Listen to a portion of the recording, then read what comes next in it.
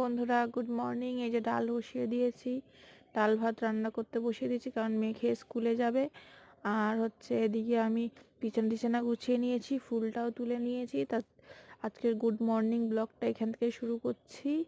এই যে সব কিছু গুছিয়ে দিয়েছি, ফুল তুলে নিয়েছিলাম সকালবেলায় উঠে,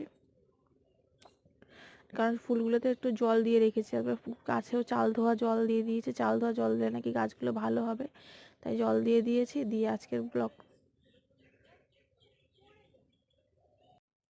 এই দেখেন বন্ধুরা, এই যে নীলকণ্ঠ গাছের ফুলগুলো তুলে নিয়ে গেছি, তারপর কটা রেখে দিয়েছি বুড়িকাকে এসে নিয়ে যাবে বলে।